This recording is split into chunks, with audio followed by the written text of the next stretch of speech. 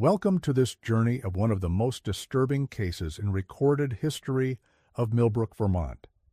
Before we begin, I invite you to leave a comment about where you're watching from and the exact time you heard this story. We're interested in knowing where and at what times of day or night these documented accounts arrive. In the autumn of 1934, researchers from Dartmouth College's newly established Department of Experimental Psychology received an unusual letter from Dr. Octavia Mendelssohn, a physician practicing in the remote town of Millbrook, Vermont. The letter, preserved in the university's archives until their reorganization in 1963, described what Dr. Mendelssohn called a phenomenon that defies conventional medical understanding involving a 47-year-old widow named Agnes Talbot. According to Dr. Mendelssohn's correspondence, Agnes possessed what locals had begun referring to as the ability. The nature of this ability was never explicitly defined in the initial reports, but subsequent investigations revealed a pattern of events surrounding Agnes that had quietly unsettled the small farming community of Millbrook for nearly 3 years.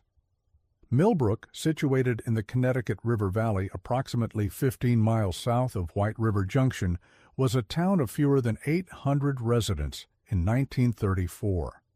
The community was built around timber and dairy farming, with most families tracing their residence back 3 or 4 generations. It was precisely this insular nature that made the events surrounding Agnes Talbot so remarkable. In a place where everyone knew their neighbors' routines, where gossip traveled faster than the morning milk truck, Agnes had somehow managed to become both the center of attention and completely invisible at the same time.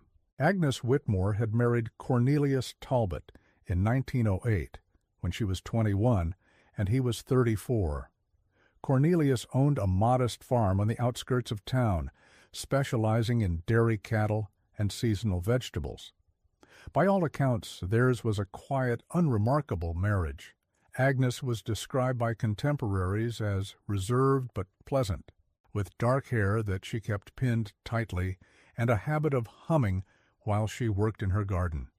She attended Sunday services at the Congregational Church, participated in the annual Harvest Festival, and maintained cordial relationships with the neighboring families. The Talbot farm consisted of approximately 60 acres of rolling pasture land and woodland, bisected by Deer Creek, which provided water for the cattle and powered a small mill wheel that Cornelius had installed for grinding feed. The farmhouse itself was a modest 2-story structure built in the 1870s, with a wraparound porch and a root cellar that extended beneath the entire foundation. The property was considered prosperous by local standards, though not wealthy, and the Talbots were respected members of the community's social hierarchy. Agnes's background before her marriage was unremarkable. She had been born in nearby Norwich and was the daughter of a blacksmith and a schoolteacher. Her education was superior to that of many women of her generation, as her mother had insisted that all her daughters learn to read and write proficiently. Agnes had worked as a seamstress and occasional tutor before her marriage, skills that she continued to use throughout her married life to supplement the farm's income. Those who knew Agnes during her married years described her as competent and reliable, though perhaps more introspective than was typical for women in the community. She was known to spend considerable time alone, often sitting on the porch in the evenings after the day's work was completed, watching the sunset and humming melodies that no one could identify. Cornelius seemed to appreciate this quiet nature in his wife, and their marriage was generally regarded as harmonious.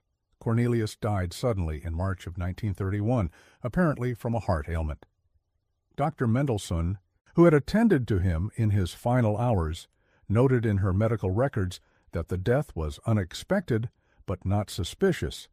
Cornelius had shown no prior symptoms of cardiac distress, but such sudden deaths were not uncommon among men of his age who performed physical labor. The funeral was well attended, and Agnes received the community's sympathy with quiet dignity. However, even before Cornelius's death, there had been occasional incidents that, in retrospect, seemed to foreshadow what would come later. Isadora Fairchild, who lived on the adjacent farm, later told Dr. Mendelsohn about several occasions during the late 1920s when visits to the Talbot farm had left her feeling unusually tired or confused. "I'd go over to borrow something or bring news," Isadora recalled, "and I'd end up staying much longer than I intended, sometimes forgetting entirely what I'd come for in the first place." Lysander Goff, the local postmaster, remembered similar experiences when delivering mail or packages to the Talbot farm. "Agnes was always very gracious," he told investigators, "but there was something about talking to her that made time seem to stretch out strangely. I'd look at my pocket watch thinking maybe 10 minutes had passed, and it would be an hour later than I expected." These early incidents were so subtle and infrequent that no one thought to connect them or consider them significant. They were dismissed as the natural result of Agnes's hospitality and the pleasant atmosphere of the Talbot farm, which was known for its well-maintained gardens and comfortable parlor where neighbors were always welcome. What happened after Cornelius's death was so gradual that most residents didn't notice it at first. In the weeks following the funeral, several people mentioned feeling unusually tired after visiting Agnes to offer condolences. The visits themselves seemed normal, even comforting, but the after-effects were consistently troubling. Isadora Fairchild later told Dr. Mendelsohn that she had planned to bring Agnes meals twice a week, but found herself forgetting these visits with surprising regularity. "I'd put on my coat, pick up the covered dish, and then somehow find myself back in my own kitchen an hour later with no memory of leaving," she reported. "It happened so many times that I began to wonder if I was developing some kind of nervous condition." Others described similar experiences. Lysander Goff mentioned delivering mail to Agnes and then walking away with the distinct feeling that their conversation had lasted much longer than it actually had, though he could never recall what they had discussed beyond the usual pleasantries. The Methodist minister, Reverend Ptolemy Crane, noted in his personal diary that visits to comfort Agnes left him feeling spiritually drained in a way that other pastoral duties did not. Reverend Crane's diary entries from this period, discovered in the church archives in 1958, provide particularly detailed documentation of the early stages of what would later be recognized as Agnes's influence. In an entry dated April 15, 1931, he wrote, "Visited Mrs. Talbot today to discuss arrangements for a memorial service for Cornelius. Found her in good spirits, considering her recent loss. We spoke for what seemed like a brief time about the service and about her plans for managing the farm alone. However, when I returned to the church, I discovered that I had been away for nearly 3 hours. Mrs. Henderson was quite concerned, as I had missed an appointment with the Missionary Society. I cannot account for the lost time, as our conversation seemed quite ordinary and brief."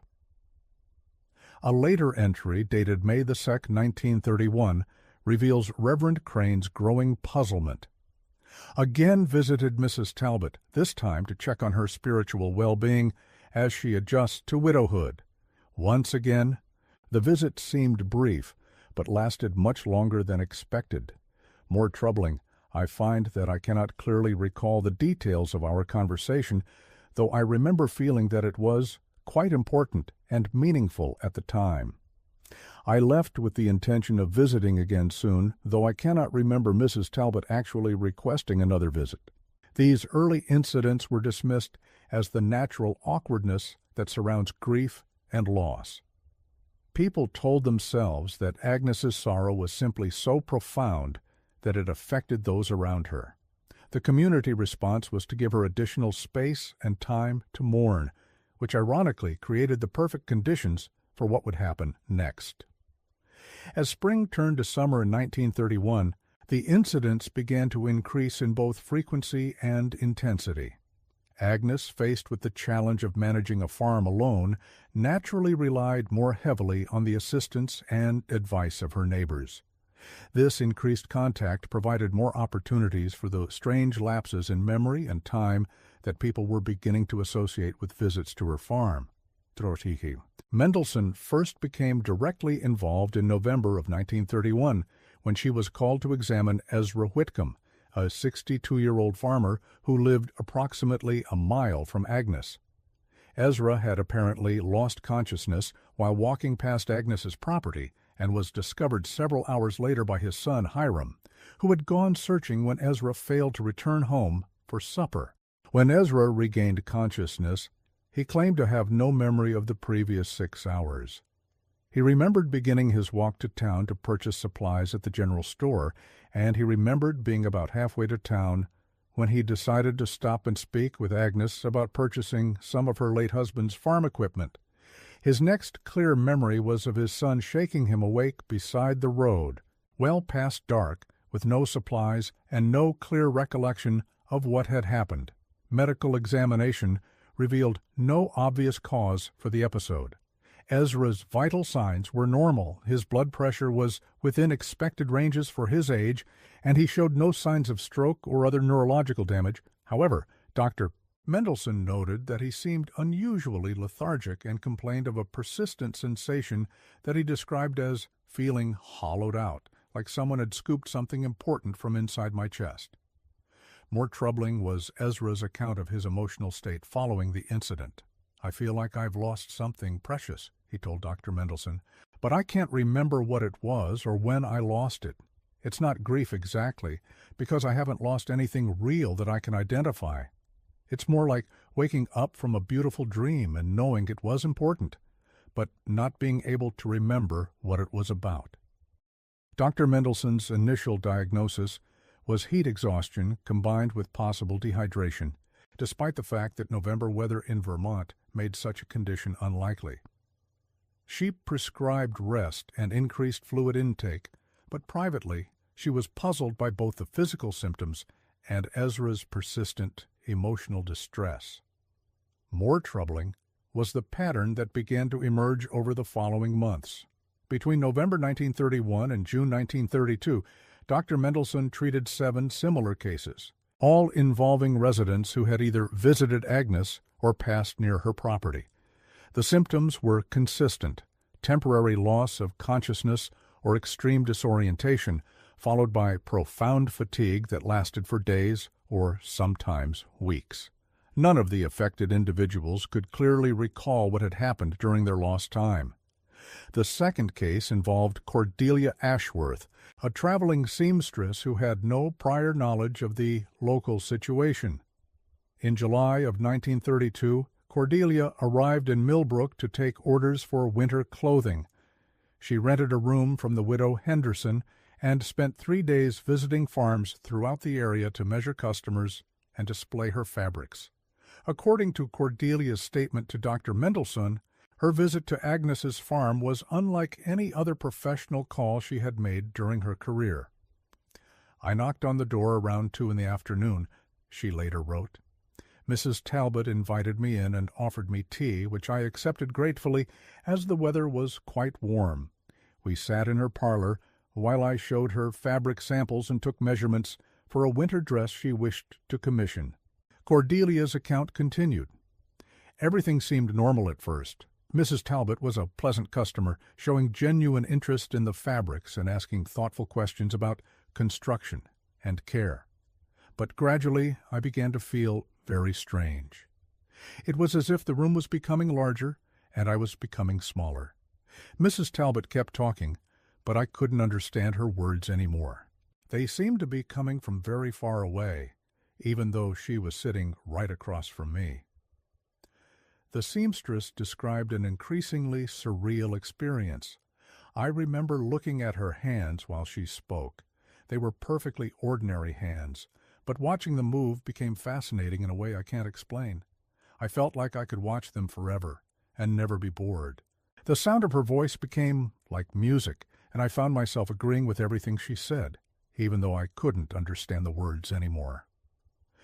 Cordelia's next clear memory was of Agnes gently shaking her shoulder and telling her she had dozed off. Mrs. Talbot was very apologetic, saying that her parlor was quite warm and that visitors often found it relaxing. She offered me more tea and suggested I rest a bit longer before continuing my journey. I declined, gathered my things quickly, and left as soon as I could manage it politely. However, when Cordelia returned to her boarding house, she discovered several puzzling discrepancies. Her coin purse was lighter than it should have been, though she couldn't remember Agnes paying her for any work. More troubling, her order book contained detailed notes about a winter dress commission that she had no memory of discussing, complete with measurements and fabric choices written in her own handwriting. What made Cordelia's testimony particularly valuable was her outside perspective. Unlike the local residents, she had no emotional investment in protecting Agnes or maintaining community harmony. Her description of the visit was clinical and detailed, providing Dr. Mendelsohn with the first clear account of what actually occurred during these mysterious episodes. Cordelia also noticed details that the local residents, familiar with Agnes and her home, had not thought to mention. Mrs. Talbot's parlor had an unusual quality to the light, she reported. Even though it was a bright afternoon, the room seemed dimly lit, as if the windows were covered with gauze. The air felt thick, almost viscous, and sounds from outside seemed very distant. Most peculiar was the way time seemed to behave in that room. I could have sworn I was there for no more than 30 minutes, but when I emerged, the sun had moved considerably across the sky. Based on Cordelia's statement and her own growing concerns, Dr. Mendelsohn began conducting discreet interviews with other affected residents. What she discovered was a pattern of memory loss combined with a peculiar form of suggestibility that seemed to occur only in Agnes's presence. People would arrive at Agnes's farm with specific intentions, but would leave having done or said things they never intended. Money would change hands for unclear reasons. Agreements would be made that no one could later explain. Minerva Blackstone, an elderly widow who lived alone on a farm adjacent to Agnes's property, provided one of the most detailed accounts of these mysterious transactions. Minerva told Dr. Mendelsohn that she had visited Agnes in March of 1932 with the intention of discussing the boundary line between their properties, which had become unclear following recent flooding that had altered the course of Deer Creek. I went over there with my father's old survey map and my own records of where the boundary had always been, Minerva recalled. I was prepared to be quite firm about it because I suspected that Agnes might be allowing her cattle to graze on my land. But somehow during our conversation, I ended up agreeing to sell her a strip of my best pasture land for considerably less than it was worth. Minerva's confusion was evident as she continued, I can't explain how it happened. I remember sitting in her parlor, looking at the maps, and then the next thing I knew I was agreeing to the sale and accepting her down payment. It wasn't until I got home and really looked at what I had agreed to that I realized how little sense it made. But the agreement was written in my own hand, and I had accepted the money, so I felt obligated to honor it. Most disturbing was Minerva's description of her emotional state during and after the visit. While I was in that parlor, the sale seemed like the most reasonable thing in the world. I felt genuinely fond of Agnes and wanted to help her with her farming difficulties. But once I got home, I couldn't understand why I had felt that way. I barely knew the woman, and I certainly had no reason to sacrifice my own financial interests for hers. Similar accounts emerged from other residents. Lysander Goff discovered that he had agreed to provide free postal services to Agnes, including personal delivery of her mail and packages, despite the fact that such arrangements were against postal regulations. Isadora Fairchild found herself committed to providing Agnes with weekly food deliveries using her own ingredients and labor, for no compensation beyond Agnes's gratitude. Most disturbing was the physical evidence Dr. Mendelsohn began to document. The affected individuals showed signs of prolonged stress despite having no conscious memory of stressful events. Their blood pressure was elevated, their heart rates were irregular, and several complained of persistent headaches that began after their visits to Agnes and lasted for weeks. It was as if their bodies remembered something traumatic that their minds could not access. Dr. Mendelsohn also noted that the affected individuals seemed to age more rapidly than would be expected. Photographs taken before and after their encounters with Agnes showed visible changes in their appearance, particularly around the eyes and mouth, that suggested physical exhaustion or depletion. This was especially pronounced in individuals who had multiple interactions with Agnes over an extended period. In September of 1932, Dr. Mendelsohn decided to visit Agnes herself, but she took precautions that none of the previous visitors had considered. She brought her medical bag and told her assistant, Nurse Patience Caldwell, exactly when she expected to return. She also carried a small notebook and pencil, planning to take notes throughout the visit to maintain her focus and memory. Additionally, she arranged for Nurse Caldwell to come looking for her if she failed to return within 2 hours. Dr. Mendelsohn's own experience, documented in her private notes, was perhaps the most chilling account of all. "I arrived at approximately 3:15 in the afternoon," she wrote. "Mrs. Talbot greeted me warmly and invited me into her parlor. The room was quite ordinary, furnished with a settee, 2 chairs, and a small table set with tea service. Mrs. Talbot poured tea and began speaking about her health, which she said was generally good, despite the stress of widowhood. The doctor's notes become less coherent as they progress. Mrs. Talbot's voice has an unusual cadence, very rhythmic, almost like a lullaby. I find myself focusing on the rhythm rather than the words. Must concentrate on taking notes. She is asking about my medical training. I am answering, but my voice sounds far away to my own ears."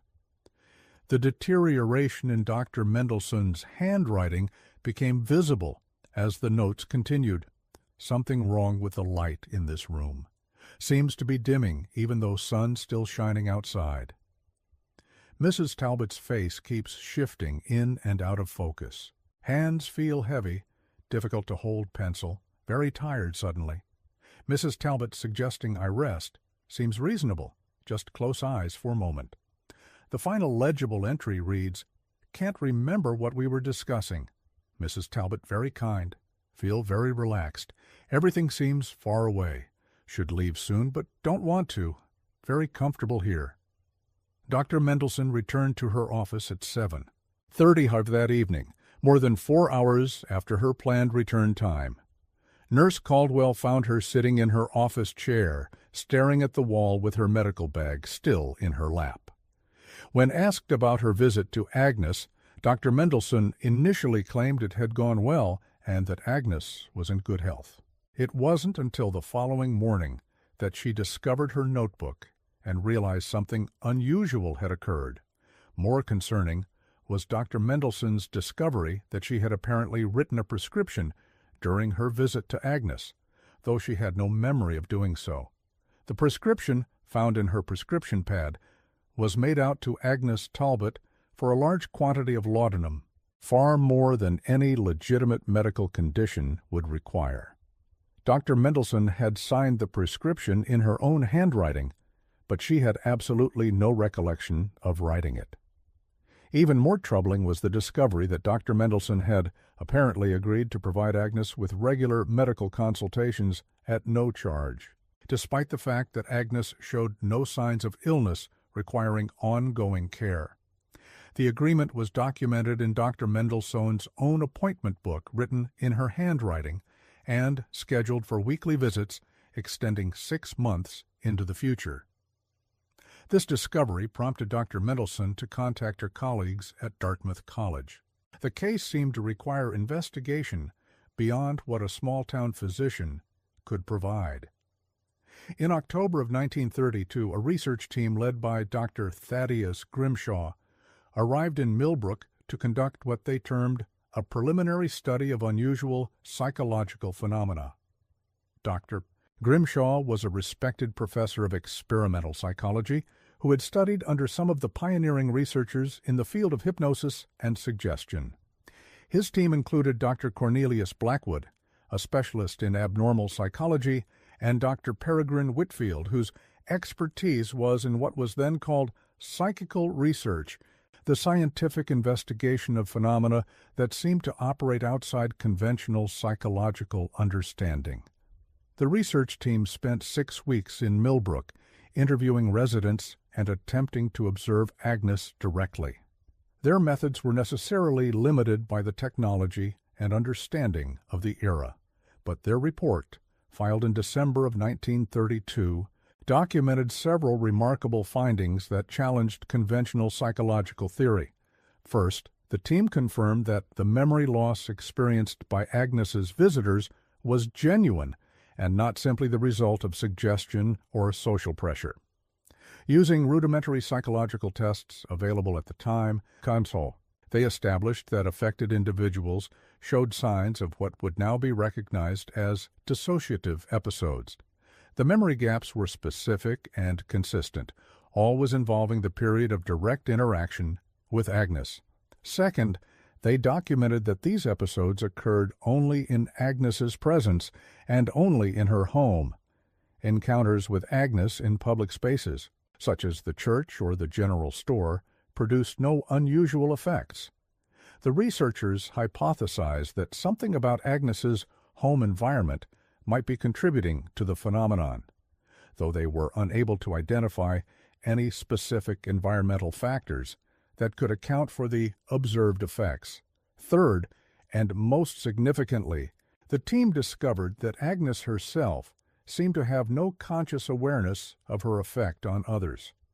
When questioned about the visits that had resulted in memory loss, Agnes provided detailed, consistent accounts that differed dramatically from what the visitors remembered. According to Agnes, her conversations were always brief and unremarkable. She claimed that visitors often seemed tired or distracted, leading her to suggest they rest before continuing their journey home. Dr. Grimshaw's team also noted physical changes in Agnes's home that could not be easily explained by conventional means. The parlor where she received visitors was consistently cooler than the rest of the house, despite having the same heating source. The difference was significant enough to be measured with thermometers, typically ranging from 8 to 12 degrees Fahrenheit cooler than adjacent rooms. Photographic equipment malfunctioned repeatedly when used in that room, producing images that were either completely black or strangely overexposed, despite careful attention to lighting conditions and camera settings. The researchers brought multiple cameras and different types of photographic plates, but the results were consistently problematic when attempting to photograph Agnes in her parlor. Most puzzling was the discovery that clocks and watches stopped working properly in Agnes's presence. Timepieces that functioned normally throughout the rest of the house would consistently run slow when brought into the parlor during Agnes's visits with guests. The amount of time lost varied from visitor to visitor, but the effect was measurable and reproducible. Dr. Whitfield, the psychical researcher, conducted a series of experiments designed to test whether Agnes might possess what he termed unconscious psychical abilities. These experiments involved asking Agnes to attempt to influence simple mechanical devices through concentration, but the results were inconclusive. Agnes seemed genuinely puzzled by the requests and claimed to have no idea how to deliberately influence anything beyond normal physical interaction. However, Dr. Whitfield did document several incidents of apparent unconscious influence during his observations. On one occasion, while interviewing Agnes about her daily routine, he noted that a wind-up clock on the mantelpiece gradually slowed and eventually stopped during their conversation, despite having been fully wound that morning. When he mentioned this to Agnes, she seemed surprised and immediately went to rewind the clock, which then functioned normally for the remainder of his visit. The research team's final report submitted to Dartmouth College in January of 1933, raised more questions than it answered. Dr. Grimshaw wrote, "We have documented a genuine phenomenon that appears to center around Mrs. Agnes Talbot and her interactions with community members. The consistency of reported experiences, combined with physical evidence of psychological distress in affected individuals, suggests something beyond mere coincidence or suggestion. However, we have been unable to identify any mechanism by which Mrs. Talbot might be producing these effects, nor does she appear to be deliberately causing them." The report continued, "Mrs. Talbot herself remains an enigma. She demonstrates no obvious signs of mental illness or deception.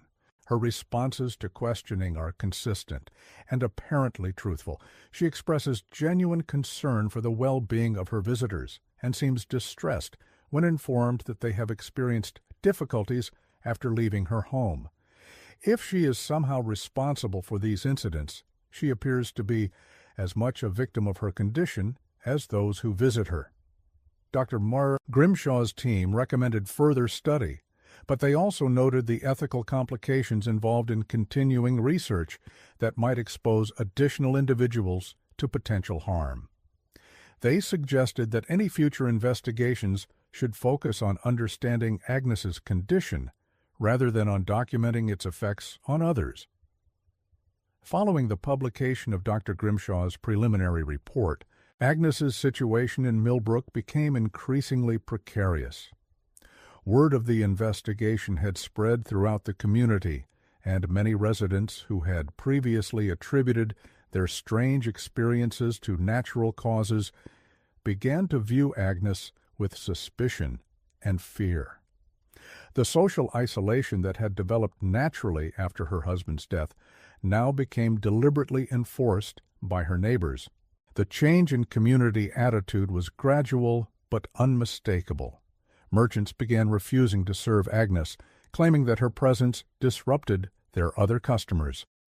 The local blacksmith, Tobias Ashford, told anyone who would listen that Agnes had once visited his shop and somehow convinced him to forge her a set of unusual iron implements for no payment, though he could not remember what the implements were intended for or where they had gone after completion. By the spring of 1933, Agnes was effectively ostracized from the community. Local merchants refused to serve her, forcing her to travel to neighboring towns for supplies.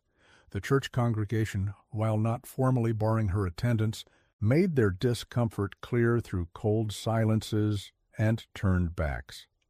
Agnes continued to attend services, sitting alone in the back pew, but her presence created a palpable tension that affected the entire congregation.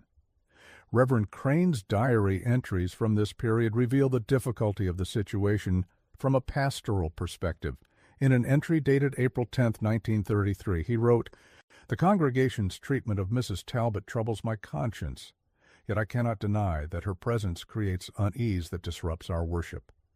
Several parishioners have requested that I ask her to worship elsewhere, but I cannot in good conscience exclude anyone from God's house without clear evidence of wrongdoing." A later entry, dated May 15, 1933, shows Reverend Crane's internal conflict. "Spoke privately with Mrs. Talbot after services today. She is clearly aware of the congregation's hostility and asked directly whether I believed the accusations against her. I found myself unable to give her a clear answer, partly because I'm not certain what the accusations truly are, and partly because my own experiences with her are so confusing that I cannot trust my own judgment." The Reverend's struggle with the situation was evident in his final entry about Agnes, dated May 30, 1933. "I fear I have failed Mrs. Talbot in her time of need. Whatever the truth about her condition, she is clearly suffering from the community's rejection. Yet I also cannot deny that my own interactions with her leave me feeling drained and confused in ways that other pastoral duties do not. I find myself avoiding opportunities to counsel her, which is a dereliction of my Christian duty, regardless of the circumstances." It was during this period of isolation that the most disturbing incident occurred. In June of 1933, Minerva Blackstone, the elderly woman who lived alone on a farm adjacent to Agnes's property, was found dead in her home 3 days after failing to appear at her weekly church attendance. Dr. Mendelssohn's examination revealed that Minerva had died of apparent natural causes, specifically heart failure, which was not unusual given her advanced age and history of cardiac problems. However, the circumstances surrounding Minerva's death raised troubling questions. According to neighbors, Minerva had been increasingly vocal about her suspicions regarding Agnes and had publicly stated her intention to confront that woman about what she's been doing to people. Several witnesses heard Minerva declare at the church social the week before her death that she planned to demand that Agnes return the money from their land transaction, which Minerva had come to believe had been obtained through some form of trickery. Minerva was last seen alive on the afternoon of June 18, 1933, walking determinedly in the direction of Agnes's farm. Hiram Whitcomb, who was working in his fields at the time, later told the sheriff that he had watched Minerva march up Agnes's front path and knock vigorously on the door. According to Hiram, Agnes answered the door and the two women spoke briefly on the porch before Minerva followed Agnes inside the house. Hiram continued working in his field for several hours, occasionally glancing toward Agnes's house. He noticed that Minerva's distinctive blue shawl was hanging on Agnes's porch railing, which struck him as odd because Minerva was known to be extremely careful with her possessions and would not normally leave a valuable item unattended.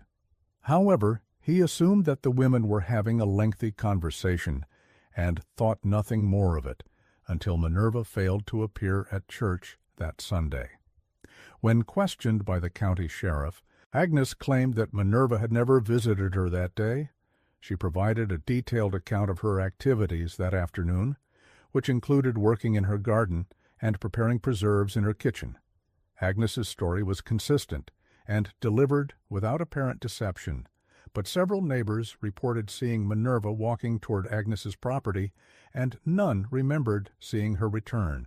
The sheriff's investigation was hampered by the lack of direct evidence and the community's complicated relationship with Agnes.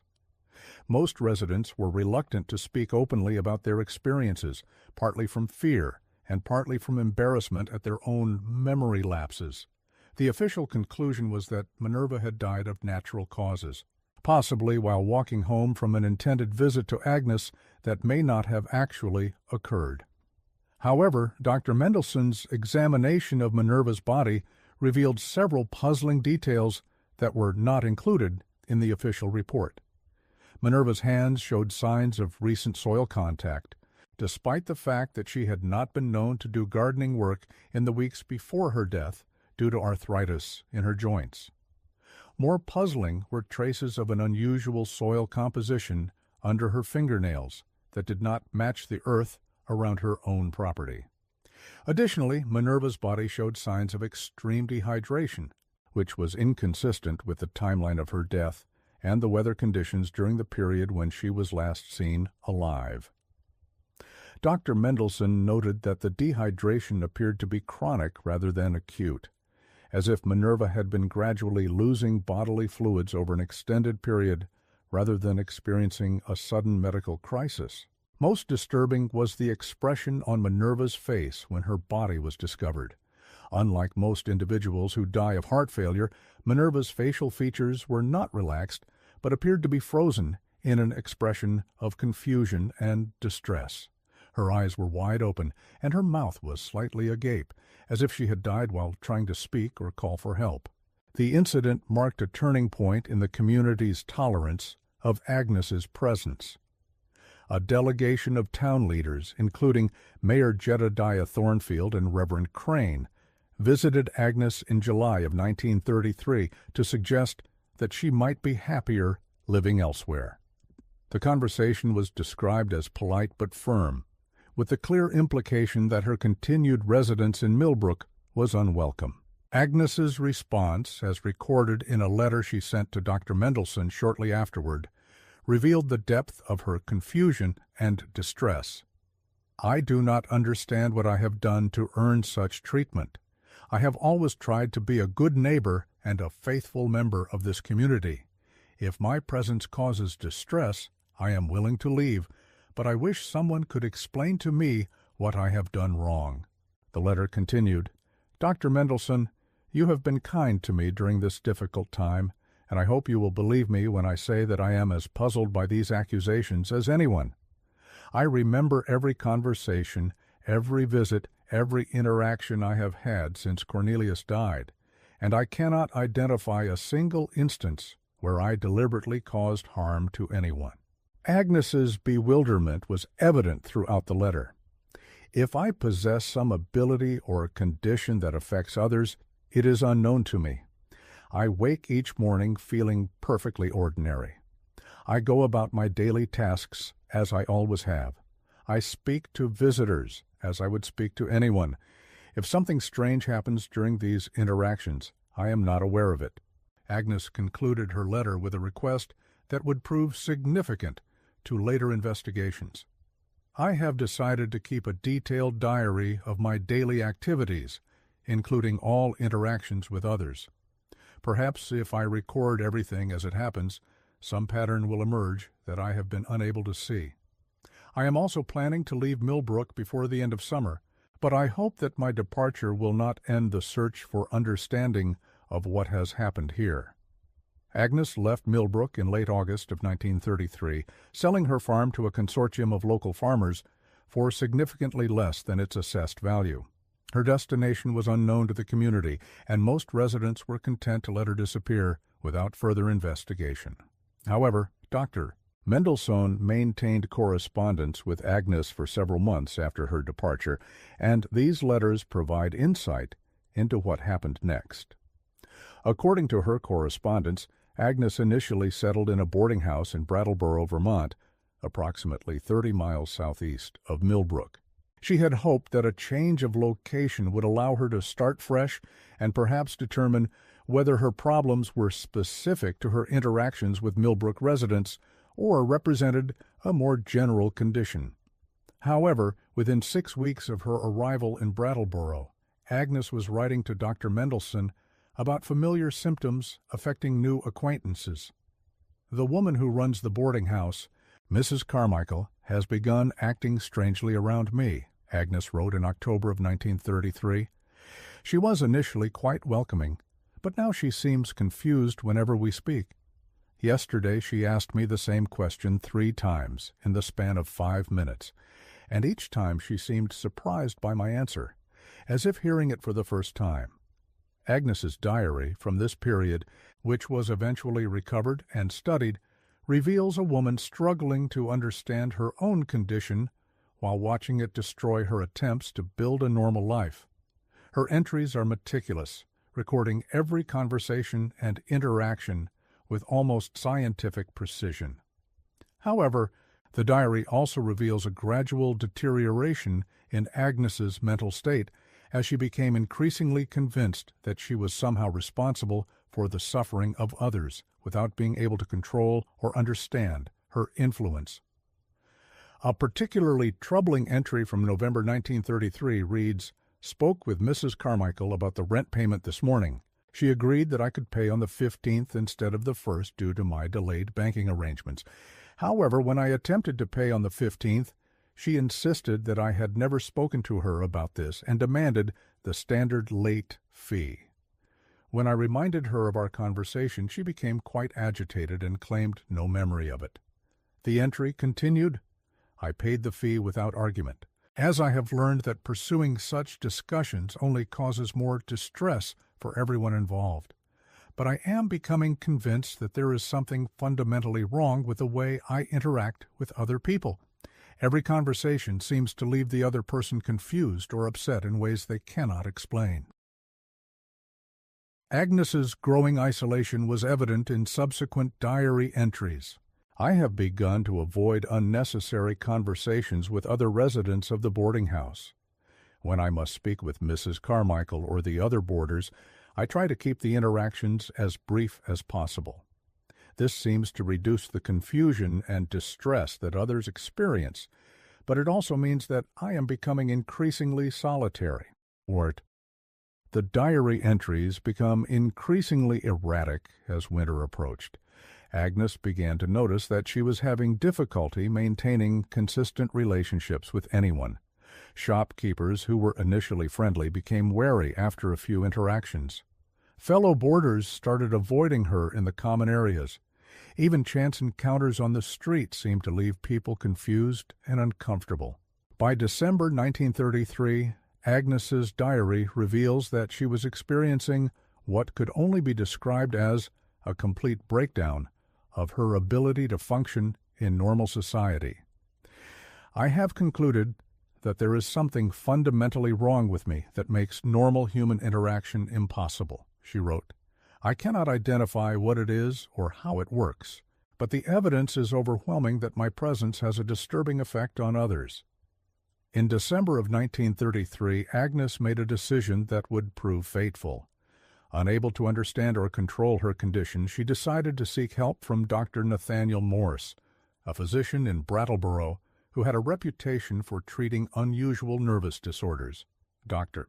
Morse had studied in Vienna and was familiar with the emerging theories about unconscious psychological processes that were beginning to challenge traditional medical understanding. Dr. Morse's case notes on Agnes, discovered in his estate papers in 1965, provide a clinical perspective on her condition that differs significantly from the accounts of community members in Millbrook.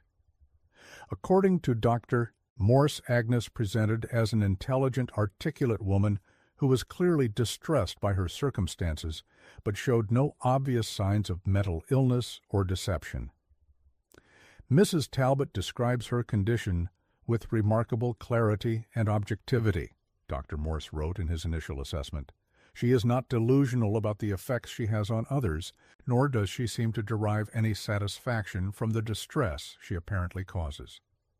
She appears to be genuinely seeking understanding and control over something that she experiences as happening to her rather than something she is doing deliberately. Dr. Morse's treatment approach was unconventional for the era. Rather than focusing on Agnes's psychological state, he began documenting the specific circumstances that seemed to trigger her effect on others.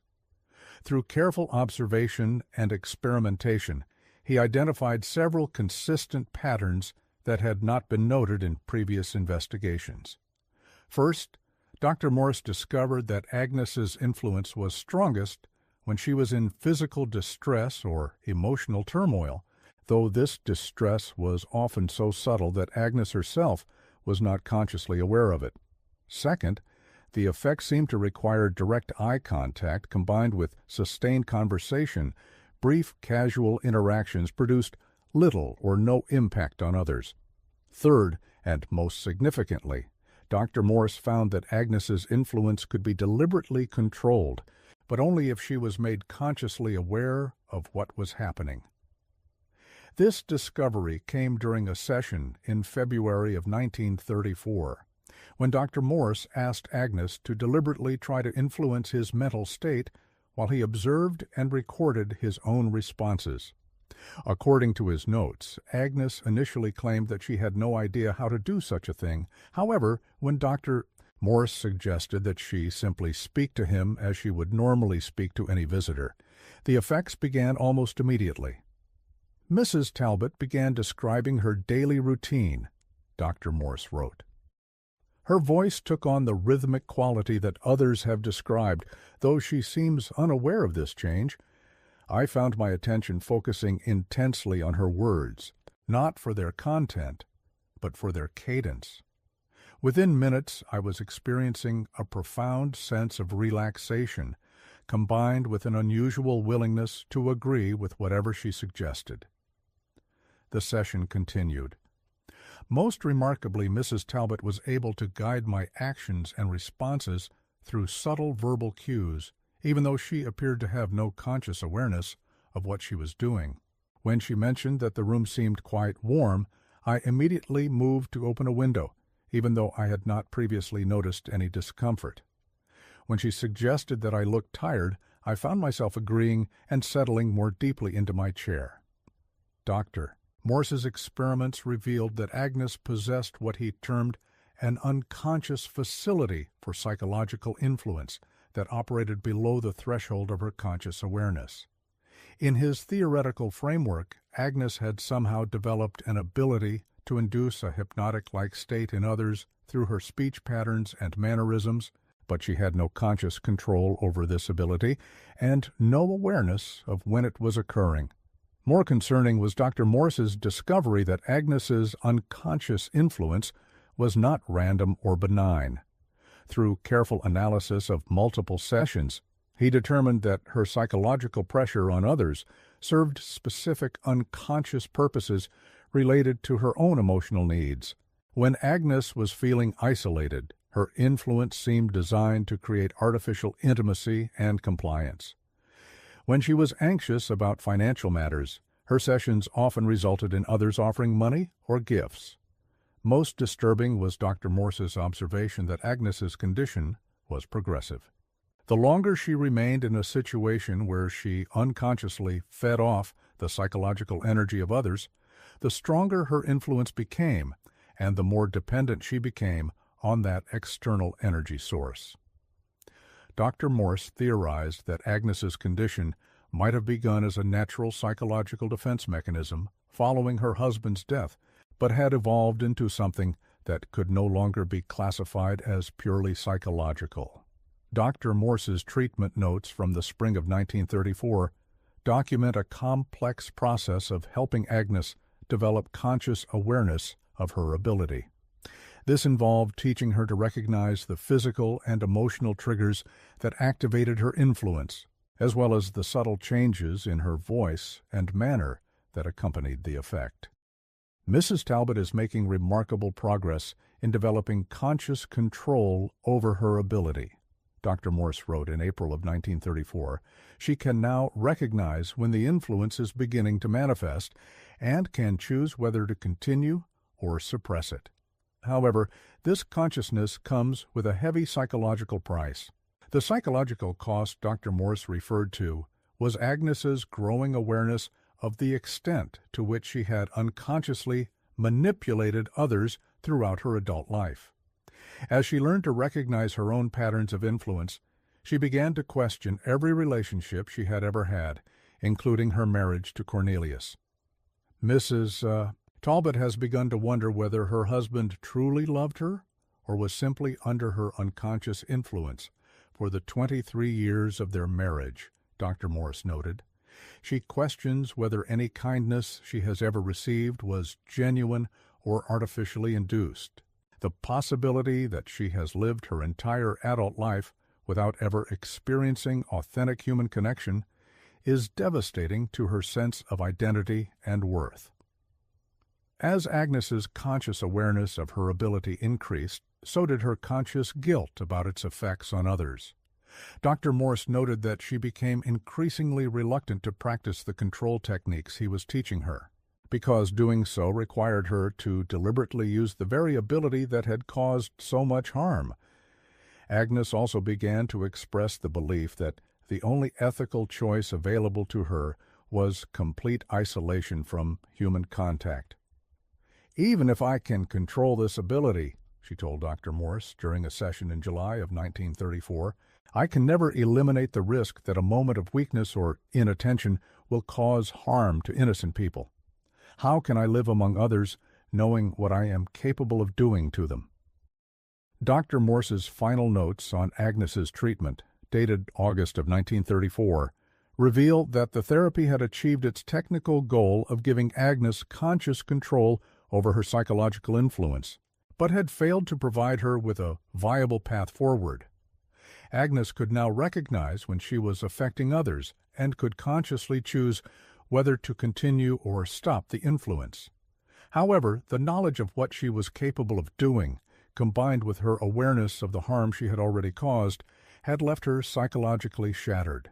Agnes had become convinced that her very existence posed a threat to others that could not be adequately controlled through conscious effort alone. The last documented contact with Agnes was a letter she sent to Dr. Mendelssohn in September of 1934. In this letter, Agnes thanked the doctor for her kindness during the difficult period in Millbrook and explained her decision to permanently withdraw from society.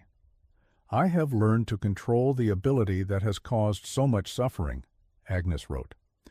"But I have also learned that the ability cannot be eliminated entirely. As long as I live among other people, there will always be the risk that a moment of weakness or inattention will cause harm to innocent individuals." Agnes continued, "Dr. Morse has taught me that what I possess is neither supernatural nor evil, but it is dangerous nonetheless. I am like someone who carries a contagious disease that shows no symptoms in the carrier but can devastate those who are exposed to it. The only responsible choice is quarantine, and I have made peace with that decision." The letter concluded with a request that proved prophetic. "Please do not attempt to find me or continue correspondence. I have chosen a life of solitude in a place where my condition cannot harm others. It is not the life I would have chosen, but it is the life that my circumstances require. I hope that someday the study of conditions like mine will advance to the point where others will not have to make the choice I have made." Dr. Mendelssohn attempted to trace Agnes through Dr. Morse, but the doctor claimed to have no knowledge of Agnes's final destination. According to his statement to Dr. Mendelssohn, Agnes had simply left the cabin where she had been staying one morning in September of 1934, leaving behind a note thanking him for his help, but providing no indication of where she was going or what she planned to do.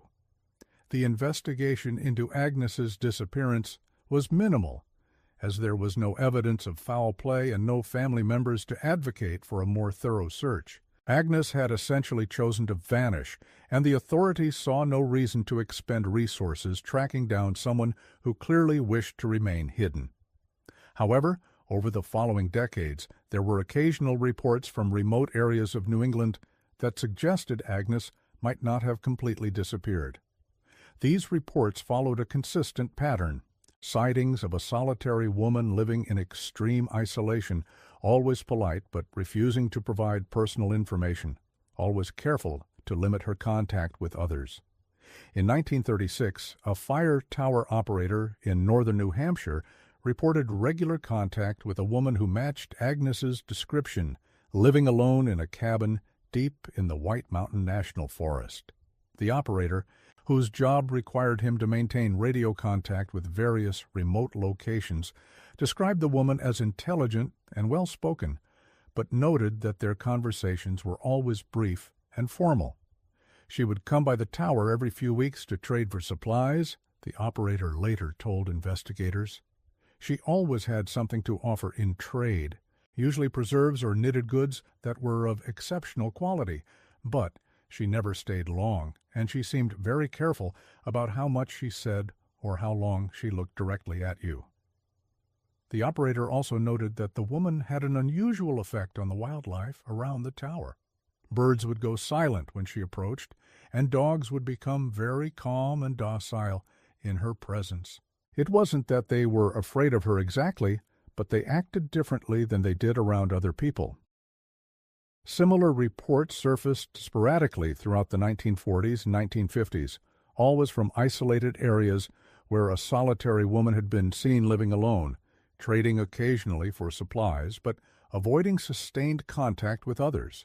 None of these reports could be confirmed as referring to Agnes, but they followed a consistent pattern that aligned with her stated intention to live in complete isolation. The most intriguing potential sighting was reported in 1952 by a research team studying wildlife in the remote sections of Maine's Allagash Wilderness. The team's leader, Dr. Ichabod Pemberton, described an encounter with a woman living in an extremely isolated cabin who had an unusual effect on his research assistants. According to Dr. Pemberton's report, the woman was approximately 65 years old, well-spoken, and clearly educated, but she refused to provide her name or any details about her background. The woman invited us to rest at her cabin, as we had been traveling for many hours, Dr. Pemberton wrote. She was an excellent hostess, providing food and hot coffee while we discussed our research. However, Dr. Pemberton noted that the encounter had an unusual quality. My two research assistants became increasingly disoriented during our visit.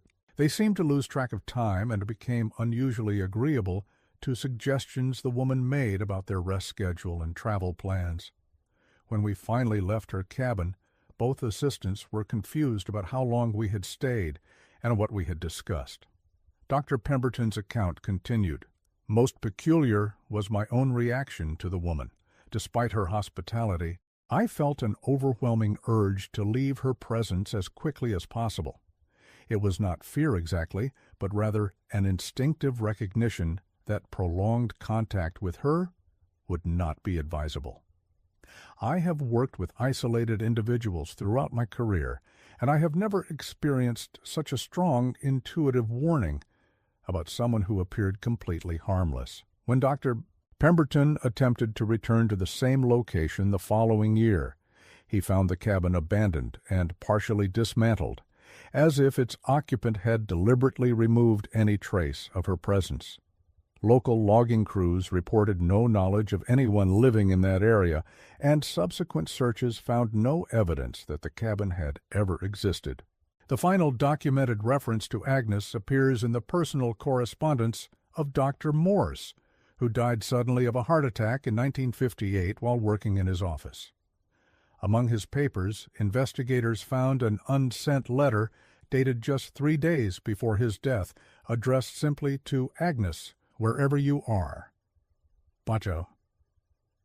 In this letter, Dr. D. Morse expressed regret about his treatment approach and his belief that he had failed to find a solution that would have allowed Agnes to live a normal life.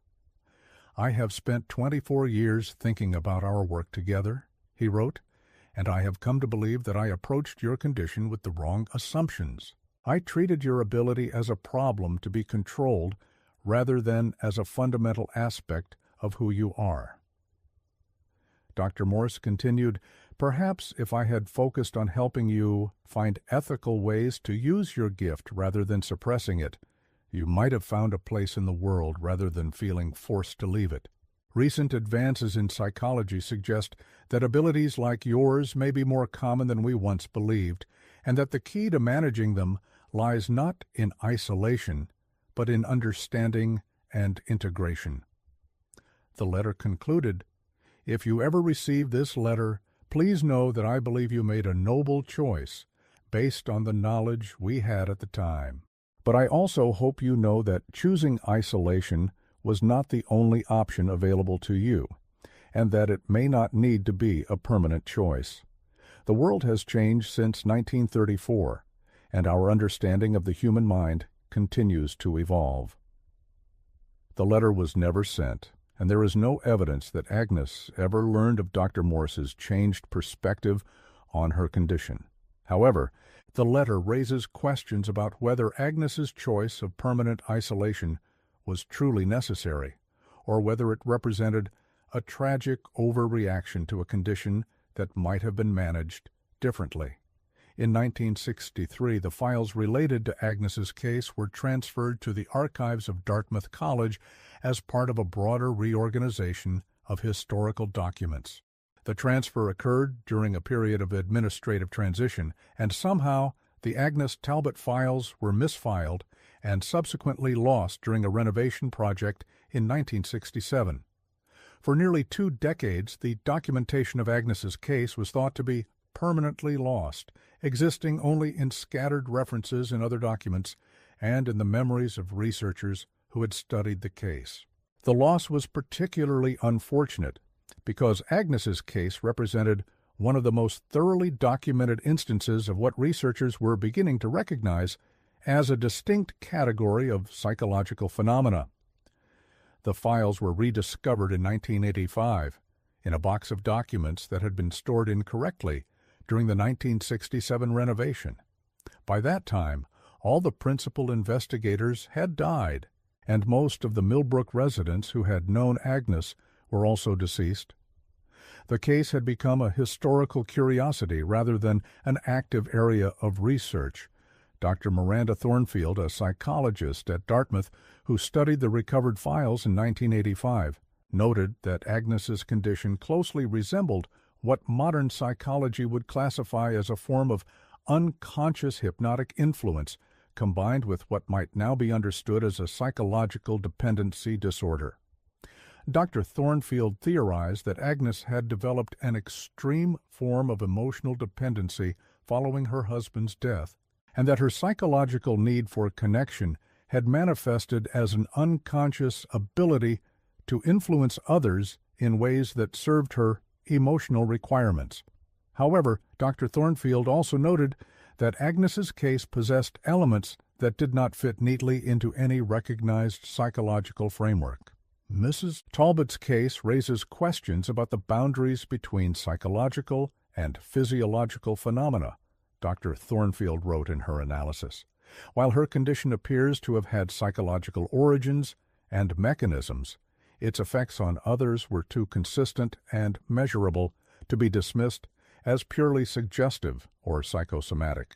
There may have been neurological or biochemical components to her ability that we do not yet understand. Dr. Thornfield's research was cut short when she left Dartmouth in 1987 to accept a position at a private research institution. Her notes and preliminary findings were archived with the rest of the Agnes Talbot files, where they remain today, available to researchers but rarely consulted. The story of Agnes Talbot raises uncomfortable questions about the nature of human psychological influence and the boundaries of individual responsibility. If Agnes's ability was genuine, as the evidence suggests, then her choice to isolate herself permanently from human contact represented both a profound personal sacrifice and an ethical decision that few people would have the courage to make. Perhaps more disturbing is the possibility that abilities similar to Agnes's might be more common than we recognize, operating below the threshold of conscious awareness in individuals who have no idea of their influence on others.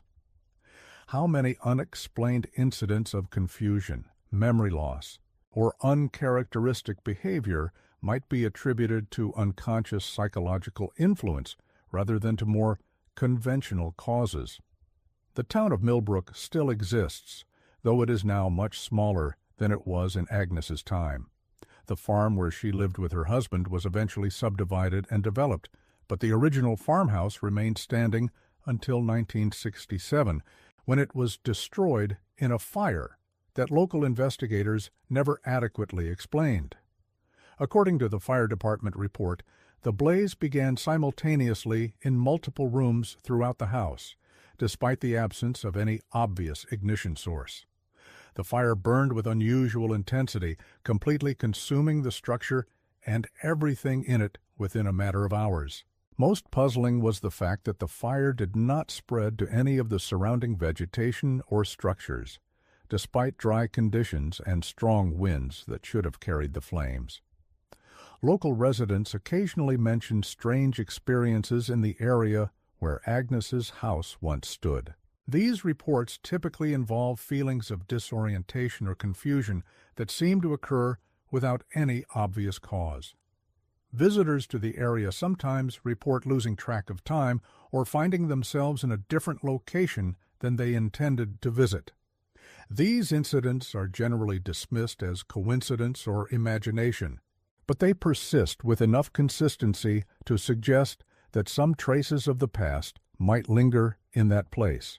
Whether these experiences are related to Agnes's former presence or represent some other phenomenon entirely remains unknown. In the summer of 1989, a historical society researcher visited Millbrook to investigate the Agnes Talbot case as part of a broader study of unusual historical incidents in Vermont.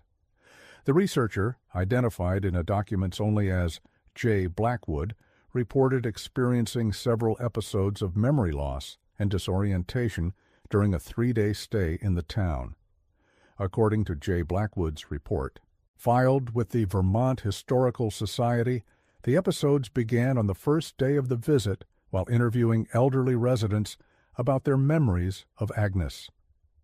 I would begin conversations with specific questions about Mrs. Talbot, the researcher wrote, but would find myself discussing entirely different topics within minutes. When I attempted to steer the conversation back to Mrs. Talbot, the interview subjects would claim we had never been discussing her at all.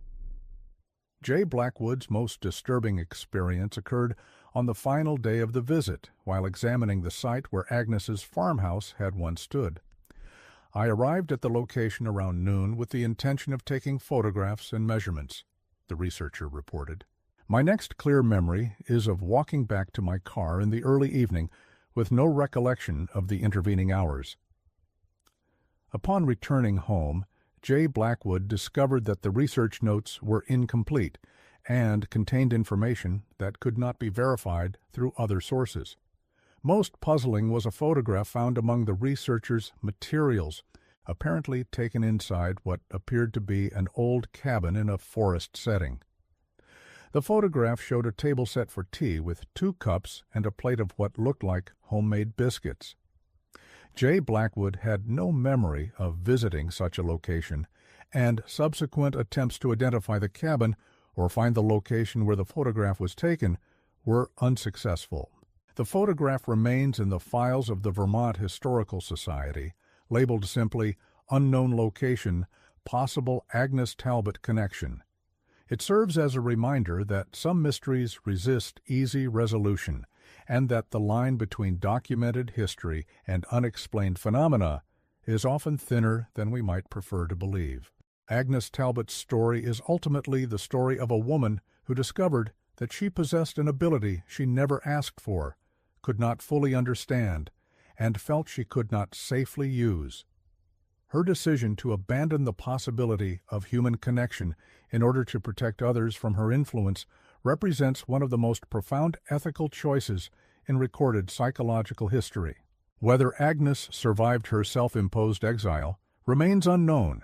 If she lived a normal lifespan, she would have died sometime in the late 1970s or early 1980s, alone in whatever remote location she had chosen for her final years. The possibility that someone might choose such a life and sustain it for decades challenges our assumptions about human nature and the limits of personal sacrifice. But perhaps the most unsettling aspect of Agnes's story is not what it tells us about one unusual woman, but what it suggests about the hidden dimensions of ordinary human interaction.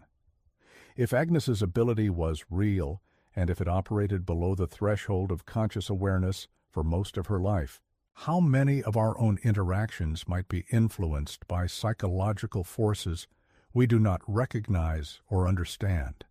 The dark ability of Agnes Talbot that science could not explain may have been unique to her, or it may have been an extreme manifestation of capacities that exist in all of us.